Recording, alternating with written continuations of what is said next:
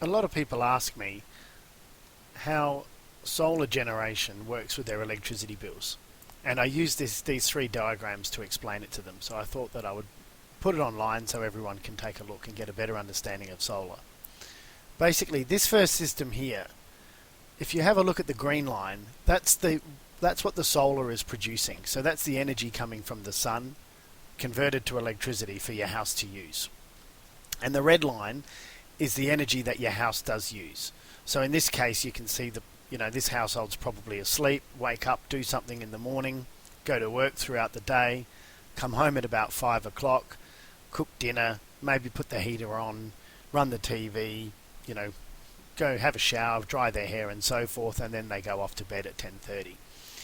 So in this example, you can see that this system is using all this energy throughout here, and it's going straight back into the grid.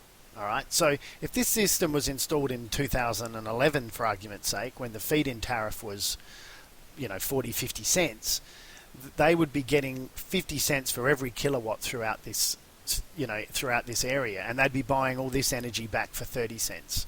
But if this system was being designed and put in today, it really wouldn't be worthwhile for this customer to buy such a big system, because this would all be going back into the grid at 5 cents, and it would all be being bought back from the grid at 30 to 35 cents.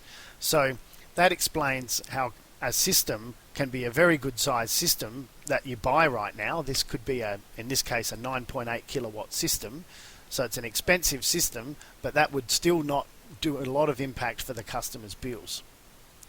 If you look down at this system here, you'll see this is a very typical question. A customer says, is my solar working correctly? Well, in this case, and the reason why they ask that is because they're looking at their bill and they don't see any credits coming in off their bill. So if this was a typical day, you would see this house being used to run things on and off, maybe fridges throughout the night or whatever is going on in here. And then, it runs throughout the day, and at night, in the afternoon, it goes up a bit, cooks and, cooking and dishwashers on and so forth, and then they settle down to bed. Well, what you can see is the solar's always under the consumption.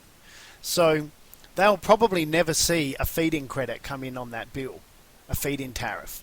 But what's happening here is that if their bill comes in at 30 kilowatts for that day, they've consumed 30 kilowatts for the day, but they're only actually going to be charged for 25 kilowatts for that day, because you can see here that the system has actually produced 5 kilowatts worth of power, and that means that the house is using that power first, so they're only going to be billed for 25 kilowatts.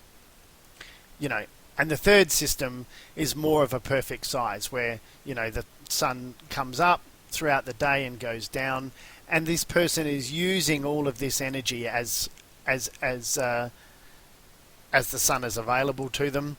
So what you can see here is that they've consumed about 17.5 kilowatt hours of power throughout the day, and the system has brought that down by about half. And they've used all that, so they've exported very little for the grid. This is not ideal for a future battery solution. This is ideal for a future battery solution, and I'll talk about that another time. I hope this helps. Thanks for listening.